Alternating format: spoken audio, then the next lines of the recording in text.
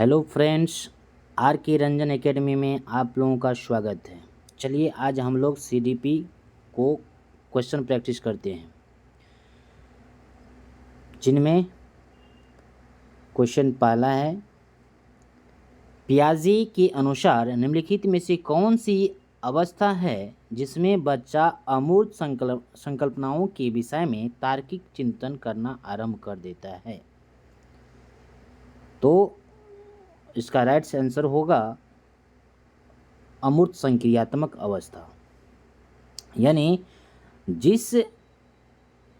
यानी 7 से लेकर 11 वर्ष के बच्चे जो होते हैं वह मूर्त संक्रियात्मक अवस्था को होते हैं। मूर्त संक्रियात्मक अवस्था कहने का अर्थ ये हुआ कि जो भी वस्तु सामने में रखा हुआ रहेगा आँखों के सामने में, वह 7 वर्ष से लेकर 11 वर्ष के बच्चे उनके बारे में अच्छा से सोचते हैं। अब अगले क्वेश्चन 2 है, बच्चों में बौद्धिक विकास की 4 विशिष्ट अवस्थाओं की पहचान की गई है, वह किनके द्वारा किया गया है? तो इसका राइट आंसर होगा पियाजे के द्वारा, क्योंकि बच्चों में बौद्धिक विकास की जो 4 विशिष्ट अवस्था दिया गया है वह पियाजे के द्वारा दिया गया है। यह प्रीवियस ईयर क्वेश्चन 2011 में पूछा भी गया है। विकास न समाप्त होने वाली प्रक्रिया है, यह विचार किसके संबंधित है? क्वेश्चन नंबर 3 है, विकास कभी न समाप्त होने वाली प्रक्रिया है, यह विचार किससे संबंधित है? तो हम यह कह सकते हैं कि यह जो है यह निरंतर का सिद्धांत है। अब नेक्स्ट क्वेश्चन है कि प्राथमिक स्तर पर एक शिक्षक में निम्न में से किसी सबसे महत्वपूर्ण विशेषता मानना चाहिए? प्राथमिक स्तर पर यानी 1 to 5 के जो टीचर होते हैं उसमें सबसे महत्वपूर्ण विशेषता क्या मानना चाहिए? पढ़ाने की उत्सुकता या धैर्य की दृढ़ता या शिक्षण पद्धति और विषयों को ज्ञान में दक्षता या अति मानक पढ़ाने की दक्षता स्किल? तो इसका राइट आंसर हो जाएगा धैर्य और दृढ़ता, क्योंकि पढ़ाने की उत्सुकता नहीं होगा और शिक्षण पद्धति जो टीचिंग मेथड है और विषयों का ज्ञान ही रहने से नहीं होगा। क्योंकि यहाँ प्राथमिक शिक्षकों की बात हो रहा है तो यहाँ पर बच्चों बहुत सारी गलतियाँ भी करते हैं, तो यहाँ पर टीचर में धैर्य और दृढ़ता होना चाहिए, मानक भाषा तो होना ही नहीं चाहिए। नेक्स्ट क्वेश्चन है, निम्नलिखित में से कौन सा शिक्षार्थियों में सृजनात्मक क्रिएटिविटी का पोषण करता है? तो ऑप्शन ए है कि अच्छी शिक्षा के व्यवहारिक मूल्यों के लिए विद्यार्थियों का शिक्षण, वह नहीं होगा। प्रत्येक विद्यार्थी की अंतर्जात प्रतिभाओं इंटरनल टैलेंट का पोषण करना एवं प्रश्न करने के अवसर उपलब्ध कराना, यह क्या है? बहुत ही पॉजिटिव है, क्योंकि प्रत्येक शिक्षार्थी जो है, प्रत्येक विद्यार्थी जो है, उनमें जो इंटरनल टैलेंट है, उनकी जो भावनाएं हैं, वह जो घर से सीख कर आए हैं एवं प्रश्न करने के अवसर उपलब्ध कराना चाहिए। यह क्या है? एक सृजनात्मक है, क्रिएटिविटी है। इसीलिए कहा जाता है कि प्राथमिक जो विद्यालय होते हैं उसमें बच्चों को चाहे गलत ही क्यों न बोल रहा हो, उन्हें ज़्यादा से ज़्यादा अवसर देना चाहिए, जिनसे उनकी तार्किक क्षमता है वह जो डर है उनकी समाप्त होता है। नेक्स्ट क्वेश्चन है कि वह अवस्था जब बच्चा तार्किक रूप से वस्तुओं व घटनाओं के विषय में चिंतन प्रारंभ कर लेता है, वह कौन सी अवस्था में है? तो हम यहाँ कह सकते हैं कि जो संवेदी परक अवस्था होते हैं वह उस समय में बच्चों तार्किक रूप से किसी भी घटनाओं या विषय के बारे में सोचना प्रारंभ नहीं करते हैं, क्योंकि उस एज में किसी प्रकार की एक्टिविटी नहीं कर पाते हैं। उसके बाद है औपचारिक संक्रियात्मक अवस्था, जो कि फॉर्मल ऑपरेशनल स्टेज है, तो यह भी नहीं होगा। यहाँ पर तार्किक अर्थ है कि ओनली मूर्त संक्रियात्मक अवस्था होगा। इसमें मूर्त संक्रियात्मक अवस्था होगा। मूर्त संक्रियात्मक अवस्था कहने का अर्थ है कि जिनकी एज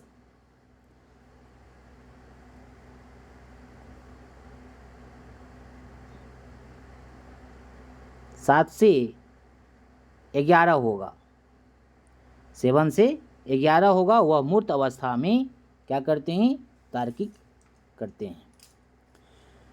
आगे क्वेश्चन है, निम्न में से किस अवस्था में बच्चे अपने समवयस्क समूह यानी पीयर ग्रुप के सक्रिय सदस्य हो जाते हैं? तो इसका राइट आंसर हो जाएगा किशोरावस्था में, क्योंकि किशोरावस्था में जो स्टूडेंट होते हैं या विद्यार्थी होते हैं वो अपने क्या करते हैं, पीयर ग्रुप बना लेते हैं, सक्रिय सदस्य हो जाते हैं। अब नेक्स्ट क्वेश्चन है, निम्न कक्षाओं में शिक्षण की खेल विधि यानी प्ले मेथड आधारित है। शारीरिक शिक्षा कार्यक्रमों सिद्धांत पर, शिक्षण की विधियों या विकास एवं वृद्धि शिक्षण के सामाजिक सिद्धांतों पर। क्योंकि यहाँ खेल विधि कहा जा रहा है तो इनका होगा विकास एवं वृद्धि। अब नेक्स्ट क्वेश्चन है, बच्चों के संज्ञानात्मक विकास को सबसे अच्छी तरीके से कहाँ परिभाषित किया जा सकता है? तो खेल का मैदान नहीं होगा, विद्यालय एवं कक्षा में यानी स्कूल एंड क्लास में। क्योंकि यहाँ क्वेश्चन कर रहा है बच्चों के संज्ञानात्मक विकास को सबसे अच्छे तरीके से कहाँ परिभाषित किया जा सकता है, तो हम कह सकते हैं कि यहाँ विद्यालय एवं कक्षा में होगा। क्योंकि विद्यालय एवं कक्षा में बहुत सारे विद्यार्थियों का वार्तालाप होता है, वार्तालाप से उनकी जो परिवेश है, जो अपनी परिवेश होते हैं वहाँ का माहौल चेंजिंग होने के कारण, वार्तालाप के कारण बहुत सारे एक दूसरे से सीखते हैं। आगे क्वेश्चन है, निम्न में से कौन सा पियाजे के अनुसार बौद्धिक विकास का निर्धारण तत्व नहीं है? यहाँ नहीं कह रहे हैं, तो लिखा है कि सामाजिक संचरण, अनुभव या संतुलीकरण या इनमें से कोई नहीं। तो इसका राइट आंसर होगा सामाजिकरण। जो सामाजिक संचरण होता है, सोशल ट्रांसमिशन होता है, वह पियाजे के अनुसार बौद्धिक विकास का निर्धारण तत्व नहीं है। नेक्स्ट क्वेश्चन है, बालकों की सोच अमूर्तता की अपेक्षा मूर्त अनुभवों एवं प्रतियों से होती है, यह अवस्था है। तो हम यह कह सकते हैं कि इनकी जो अवस्था है, बालकों की सोच जो होती हैं वह अमूर्तता की अपेक्षा मूर्त अनुभवों में वह होगा 7 से 12। अब नेक्स्ट क्वेश्चन है, विकास के संदर्भ में निम्न में से कौन सा कथन सत्य नहीं है? यहाँ नेगेटिव खोजना है। लिखा है, विकास की प्रत्येक अवस्था में अपने खतरे हैं, ये तो सही है। विकास उकसाने या बढ़ावा देने से नहीं होता है, तो यहाँ नेगेटिव का नेगेटिव हो जाएगा, क्योंकि ये गलत है, ये नहीं हो सकता। विकास के संदर्भ में निम्न में से कौन सा कथन सत्य नहीं है, क्योंकि ये क्या है, गलत है, तो यही होगा। नेक्स्ट क्वेश्चन है, निम्न में से कौन सा विकासात्मक कार्य उत्तर बाल्यावस्था के लिए उपयुक्त नहीं है? क्योंकि यहाँ उत्तर बाल्यावस्था की बात कहा गया है, तो ऑप्शन है समान खेलों के लिए आवश्यक शारीरिक कुशलता सीखना, ये उत्तर है, बाल्यावस्था के लिए नहीं है। पुरुषोचित एवं स्त्रियोचित सामाजिक भूमिकाओं को प्राप्त करना, इसका राइट आंसर बी ही होगा। नेक्स्ट क्वेश्चन है, विकास का अर्थ क्या होता है? ऑप्शन है परिवर्तनों की उत्तरोत्तर श्रृंखला। नेक्स्ट ऑप्शन है अभिप्रेरणा के फलस्वरूप होने वाली परिवर्तनों की उत्तरोत्तर श्रृंखला। अभी नेक्स्ट क्वेश्चन है कि अभिप्रेरणा एवं अनुभव के फलस्वरूप होने वाली परिवर्तनों की उत्तरोत्तर श्रृंखला। तो इसका राइट आंसर हो जाएगा डी। क्यों? क्योंकि यहाँ पर कह रहा है कि परिपक्वता एवं अनुभव के फलस्वरूप होने वाली परिवर्तन को ही क्या कहा जाता है, यानी वह विकास का ही अर्थ है। अब है कि खिलौने की आयु कहा जाता है, खिलौने की आयु को कहा जाता है किस एज को? तो बोलेंगे पूर्व बाल्यावस्था को खिलौने की यानी ट्वाइस एज कहा जाता है। अब नेक्स्ट क्वेश्चन है, निम्न में से कौन सी पूर्व बाल्यावस्था की विशेषता नहीं है? पूर्व बाल्यावस्था की विशेषता नहीं है तो लिखा है कि दल या समूह में रहने की अवस्था। तो यहाँ पूर्व बाल्यावस्था की बात हो रहा है तो ये दल एवं समूह में रहने की अवस्था नहीं हो सकता। अनुकरण करने की अवस्था भी नहीं हो सकता है। प्रश्न करने की अवस्था तो नहीं हो सकता है, या खेलने की अवस्था हो सकता है। अब है कि उत्तर बाल्यावस्था में बालक भौतिक वस्तुओं के किस आवश्यक तत्व में परिवर्तन समझने लगते हैं? लिखा है द्रव्यमान में, द्रव्यमान में समझ नहीं पाते हैं। संख्या में, संख्या में और द्रव्यमान और संख्या में। तो हम यह कह सकते हैं कि जो उत्तर बाल्यावस्था में जो बालक होते हैं वह द्रव्यमान, संख्या और क्षेत्र तीनों को अंतर करने में समझ लेते हैं। तीनों को परिवर्तन कह देते हैं कि ये द्रव्यमान है, ये संख्या, ये क्षेत्र है। व्यक्तित्व अस्थायी समायोजन यानी एडजस्टमेंट है। लिखा है पर्यावरण के साथ, प्रकृति के साथ, या जीवन के साथ, या ये सभी। तो इसका राइट आंसर होगा ये सभी। नेक्स्ट क्वेश्चन है, दूसरे वर्ष में अंत तक शिशु का शब्द भंडार हो जाता है।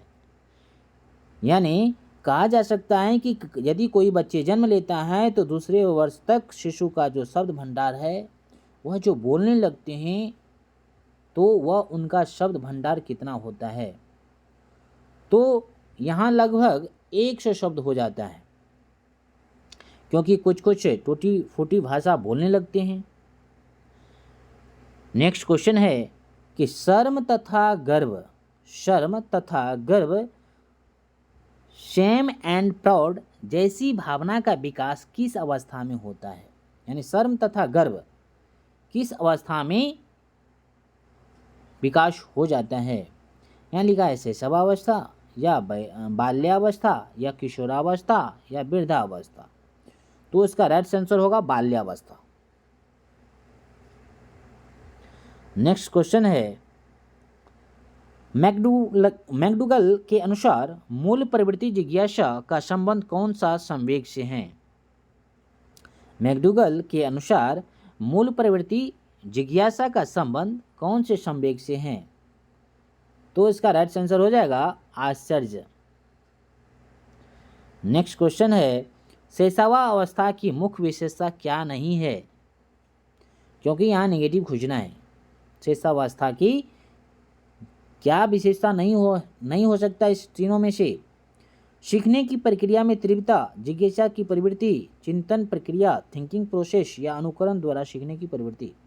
क्योंकि यहाँ शैशवावस्था की बात हो रहा है तो हम कह सकते हैं कि बच्चे जो होते हैं शैशवावस्था में चिंतन नहीं कर पाते हैं, क्योंकि अनुकरण के द्वारा सीखते हैं। सीखने की प्रक्रिया में तीव्रता ला सकते हैं, जिज्ञासा की प्रवृत्ति होती है, लेकिन क्या होते हैं? चिंतन की प्रक्रिया उसमें नहीं होते हैं। तो इसका राइट आंसर होगा सी।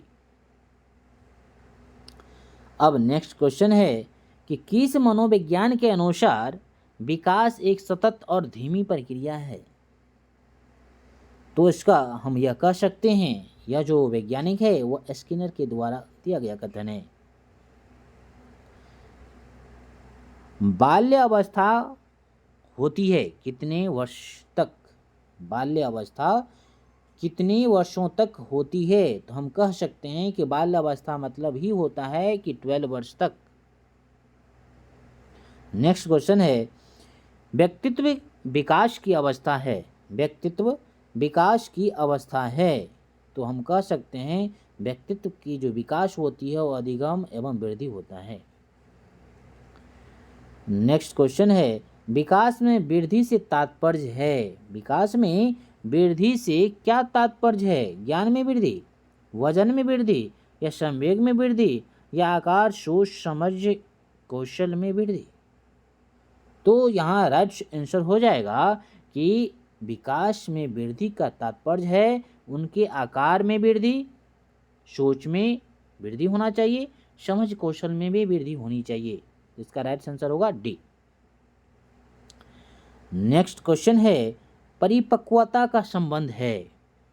परिपक्वता का संबंध है विकास का, बुद्धि, या सृजनात्मक, या रुचि? तो हम बोलेंगे परिपक्वता का मतलब ही होता है विकास।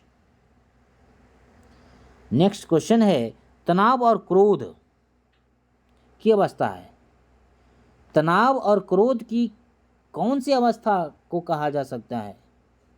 तनाव और क्रोध किस अवस्था को कहा जाता है? तो इसका राइट आंसर हो जाएगा किशोरावस्था में, क्योंकि तनाव और क्रोध कहने का अर्थ ये हुआ कि किशोरावस्था में बहुत सारे उलझन आते हैं किशोरावस्था में। अब नेक्स्ट क्वेश्चन है, बच्चों की रुचि बनाए रखने के लिए आप कौन सी विधि का चयन करेंगे? बच्चों की रुचि बनाए रखने के लिए आप कौन सी विधि का चयन करेंगे? क्योंकि इसमें बेस्ट होना चाहिए। बच्चों को पढ़कर आने को कहेंगे और प्रश्न पूछेंगे, ये ऑप्शन गलत है। स्वयं गतिविधि करेंगे तथा बच्चों को बताएंगे, तो हम कह सकते हैं कि ये नहीं होगा। आप गतिविधि में बच्चों को शामिल करेंगे, आप गतिविधि शामिल करेंगे नहीं, बच्चों को स्वयं गतिविधि करने के लिए देंगे, क्योंकि जब बच्चे खुद से गतिविधि में स्वयं शामिल होंगे तो उनको ज़्यादा वह जुड़ पाएगा, एक्टिव हो पाएगा। नेक्स्ट क्वेश्चन है, एक बच्चे की मानसिक आयु मेंटल एज 12 वर्ष है एवं वास्तविक आयु 10 वर्ष है, तो उसकी बुद्धिलब्धता क्या होगी? तो उसकी बुद्धिलब्धता हो जाएगा 120 वर्ष। नेक्स्ट क्वेश्चन है, शारीरिक विकास का क्षेत्र है। शारीरिक विकास का क्षेत्र है स्नायुमंडल, या स्मृति, या अभिप्रेरणा, या समायोजन? तो इसका राइट से होगा स्नायुमंडल। नेक्स्ट क्वेश्चन है, मूल्यांकन किया जाना चाहिए। मूल्यांकन किया जाना चाहिए। मूल्यांकन से बच्चे पढ़ेंगे, इससे बच्चों की उपलब्धि का पता चलेगा, या बच्चों को सीखने के स्तर का ज्ञान होता है, या शिक्षक की उपलब्धि? तो हम कह सकते हैं कि यानी शिक्षकों की उपलब्धि हमें मालूम नहीं चलेगा, ये भी नहीं होगा। मूल्यांकन से बच्चे पढ़ेंगे नहीं। हम ये कह सकते हैं कि बच्चों को सीखने के स्तर का ज्ञान होता है। अब नेक्स्ट क्वेश्चन है, शरीर के आकार में वृद्धि होती है क्योंकि शारीरिक और गत्यात्मक विकास, संवेगात्मक विकास, संज्ञानात्मक विकास, या नैतिक विकास? जैसे ही शरीर के आकार में वृद्धि होती है तो शारीरिक और गत्यात्मक विकास होगा। नेक्स्ट क्वेश्चन है, मानसिक विकास को प्रभावित करने वाले कारक कौन है? मानसिक विकास को प्रभावित करने वाले कारक कौन है? तो लिखा हुआ है 34 का क्वेश्चन, वंशानुक्रम, या पर्यावरण का वातावरण, या परिवार और सामाजिक स्थिति? तो हम यहाँ पर क्या है, राइट आंसर सभी होगा। क्यों? क्योंकि बच्चे यदि समाज में रहते हैं तो भी उनका माइंड एक्टिव होता है, उनसे भी कुछ सीखता है। वंशानुक्रम का भी क्या है, इफेक्ट पड़ता है, क्योंकि जैसे माता पिता रहेंगे कुछ न कुछ लक्षण माता पिता से ही अपने बच्चों में आते हैं। उसके बाद है कि परिवार और सामाजिक स्थिति। यदि बच्चों को जैसा माहौल में हम लोग रखेंगे वैसा माहौल से कुछ न कुछ उसमें सक्रिय भागीदारी होकर कुछ न कुछ सीखते हैं, अपने परिवेश वातावरण से सीखते हैं एवं परिवार का वातावरण से सीखता ही है कि छोटे बच्चे को जिस माहौल में हम लोग रखेंगे वैसा वह ढल जाएगा, इसलिए उपरोक्त सभी होगा। पियाजे के संज्ञानात्मक विकास सिद्धांत के अनुसार संवेदी क्रियात्मक अवस्था होती है। जैसे ही संवेदी की बात हुआ तो हम कहेंगे कि जन्म से 2 वर्ष तक की अवधि को हम लोग संवेदी अवस्था कहते हैं। अब नेक्स्ट क्वेश्चन है, निम्नलिखित में से कौन सा कथन सत्य है? इसमें से राइट क्वेश्चन खोजना है। लड़के अधिक बुद्धिमान होते हैं, ये कौन कहा गया? ऐसा गलत बात है। लड़कियां अधिक बुद्धिमान होती है, ये भी गलत है। बुद्धि का लिंग के साथ संबंध नहीं है। समानता लड़के लड़कियों के अधिक बुद्धिमान होती है, तो समानता लड़के लड़कियां से अधिक, ये भी क्या है? रूढ़िवादिता है। तो हम यह कह सकते हैं कि 36 का सी होगा। क्यों? क्योंकि बुद्धि जो है लिंग के साथ कोई संबंध नहीं है। जरूरी नहीं है कि यदि स्त्रीलिंग होगा और पुल्लिंग होगा तो उनमें बुद्धियों की प्रकार अलग अलग हो सकता है, ऐसा जरूरत नहीं है। सभी में एक समान बुद्धि होता है। अब लिखा है कि परामर्श जो उद्देश्य है, परामर्श का उद्देश्य क्या है? बच्चों को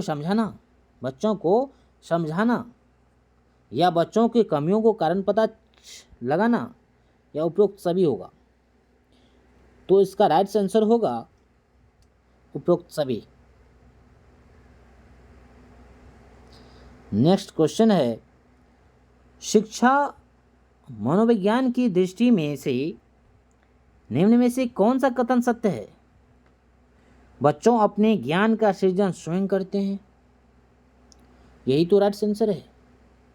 बच्चे जो होते हैं और विद्यालय में आने से पहले बच्चों के पूर्व ज्ञान नहीं होता है 100% होता है, क्योंकि बच्चे भी अपने परिवार से कुछ न कुछ ज्ञान लेकर आते हैं, अपनी मातृभाषा में ही ज्ञान लेकर आते हैं। अधिगम प्रक्रिया में बच्चों को कष्ट होता है, ऐसा कुछ बात नहीं है। बच्चे यथावत वही सीखते हैं जो उन्हें पढ़ाया जाता है, ऐसा कुछ नहीं है। बच्चे एक्टिविटी करके कुछ अपने तरीक़ा से भी सीखते हैं। तो हम यहाँ कह सकते हैं कि बच्चे अपने ज्ञान का जो सृजन करते हैं वह स्वयं करते हैं। That's option A. Next question है, बच्चों में नैतिकता की स्थापना के लिए सर्वोत्तम मार्ग क्या है? बच्चों में नैतिकता की स्थापना के लिए सर्वोत्तम मार्ग क्या है? तो इसका राइट आंसर हो जाएगा शिक्षक का आदर्श रूप से व्यवहार करना। धार्मिक पुस्तकें पढ़ने से नैतिकता की भावनाएं नहीं जागीर हो सकता है। उनका मूल्य शिक्षा पर मूल्यांकन करना ही नहीं हो सकता है। उन्हें प्रातःकालीन सभा में उपदेश देना से ही नहीं हो सकता है। यदि शिक्षक का आदर्श रूप से व्यवहार करना सीख जाए तो वह नैतिकता की स्थापना सर्वोत्तम मार्ग हो सकता है। नेक्स्ट क्वेश्चन है 41, एक अच्छा अध्यापक विद्यार्थी के मत बढ़ावा देता है। एक अच्छा अध्यापक विद्यार्थी के मत बढ़ावा देता है। क्या बढ़ावा देता है? तो यहाँ हम कह सकते हैं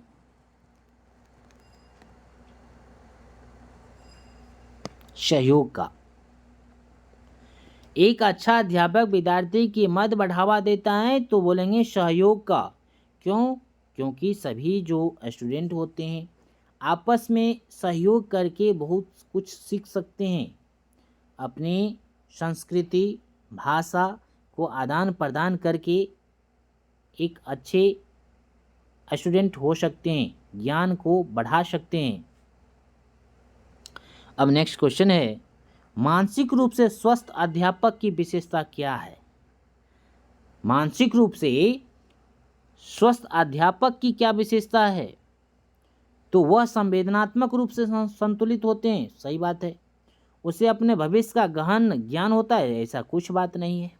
यह अत्यधिक संवेदनशील होता है, ऐसा जरूरी नहीं है कि जो शिक्षक होते हैं वह संवेदनशील ही हो।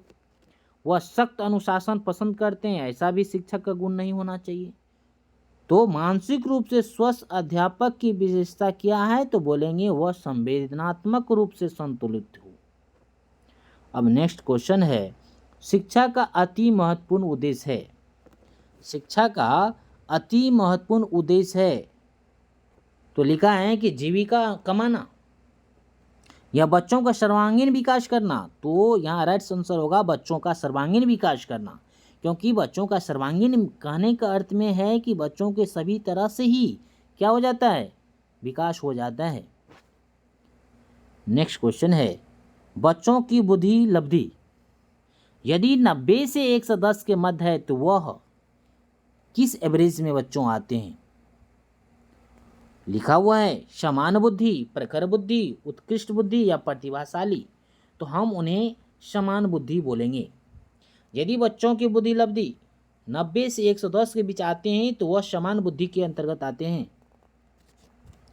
अब नेक्स्ट क्वेश्चन है 45, सतत एवं व्यापक मूल्यांकन में व्यापक मूल्यांकन शब्दावली का क्या तात्पर्य है।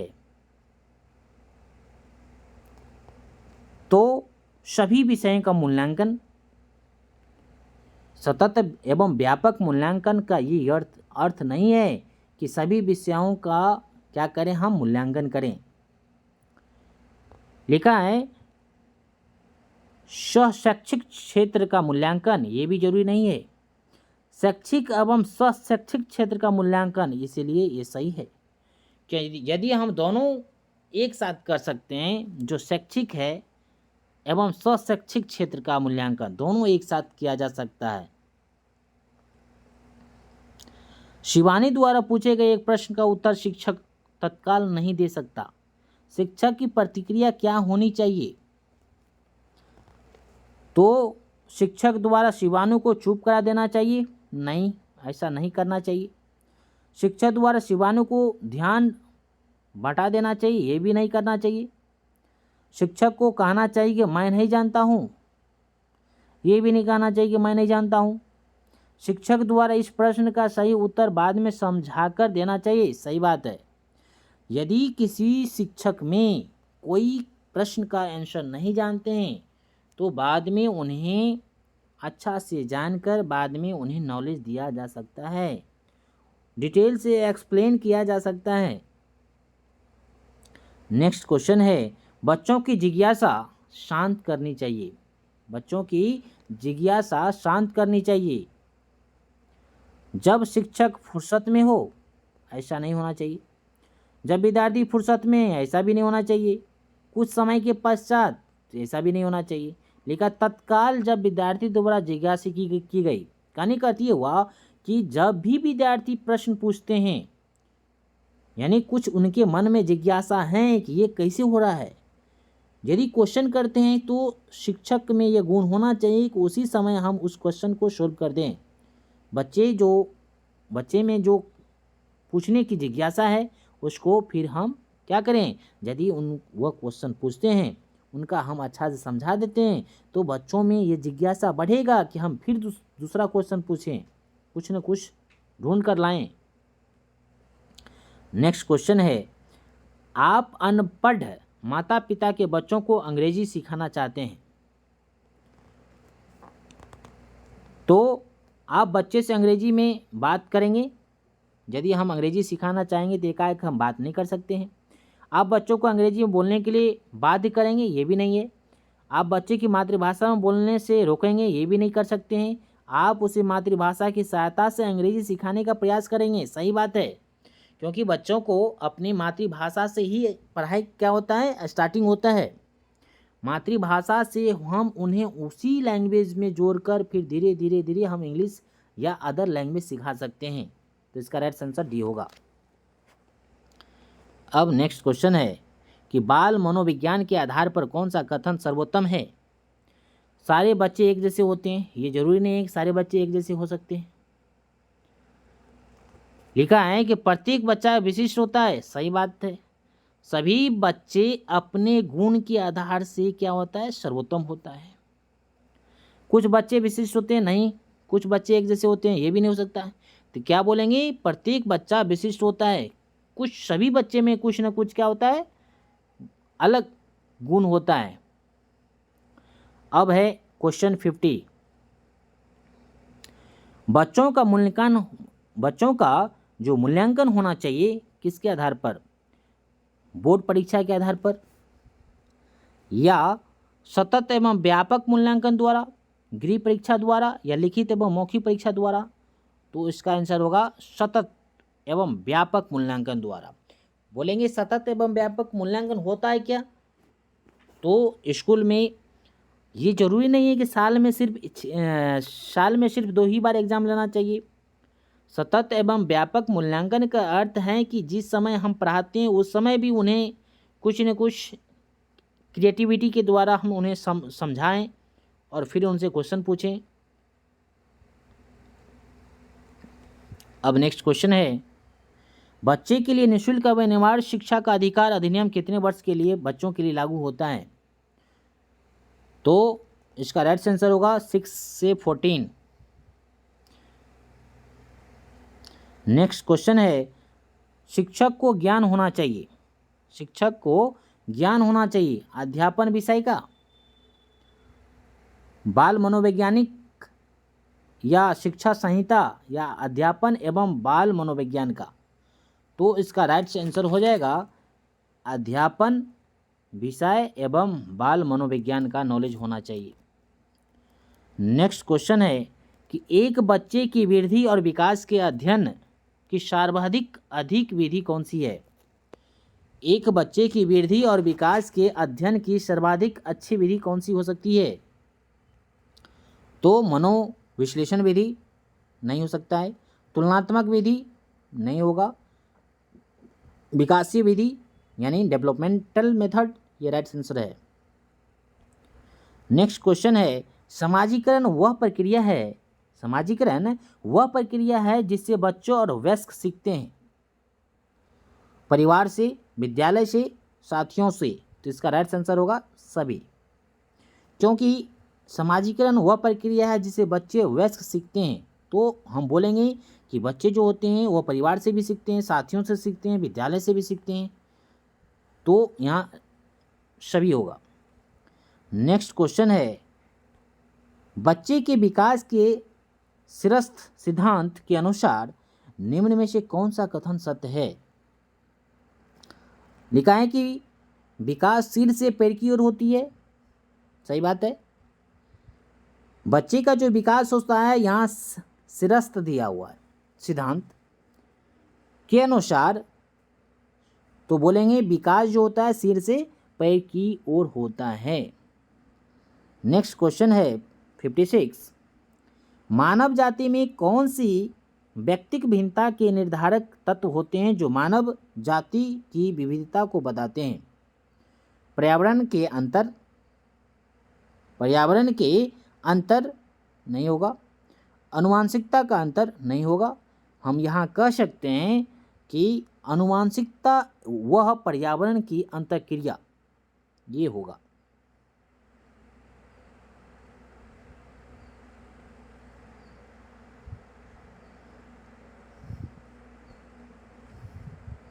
सी, मानव जाति में कौन सी व्यक्तिक भिन्नता के निर्धारण तत्व होते हैं जो मानव जाति की विविधता को बताते हैं। हम बोलेंगे कि आनुवंशिकता वह पर्यावरण की अंतर्क्रिया भी होते हैं। अब है 56 क्वेश्चन, संक्षिप्त रूप से PSRN जो कि विकास से संबंधित है व्याख्या करता है। लिखा है समस्या हल, तार्किक वह आंकिक क्षमता। तो इसका राइट आंसर यही है, क्योंकि संक्षिप्त रूप से PSRN जो कि विकास से संबंधित व्याख्या करता है problem solving, resourcing and numeracy. Next question है, वाइगोत्स्की ने बाल विकास के बारे में कहा। तो यह सामाजिक अंतर्क्रिया के कारण होता है, क्योंकि वाइगोत्स्की महोदय ने कहा था कि बच्चे जो होते हैं समाज से इंटरेक्ट होकर सीखते हैं। तो इसका राइट आंसर होगा बी। नेक्स्ट क्वेश्चन है, गार्डनर ने 7 बुद्धि का सिद्धांत निर्धारित किया, इनसे कौन सा नहीं है। यानी गार्डनर जो 7 बुद्धि का सिद्धांत दिया था, तो इनमें से ऐसा कौन सा बुद्धि का सिद्धांत है जो गार्डनर के द्वारा नहीं दिया गया। तो हम यह कह सकते हैं कि स्थान संबंधी बुद्धि दिया था, भावनात्मक बुद्धि दिया था,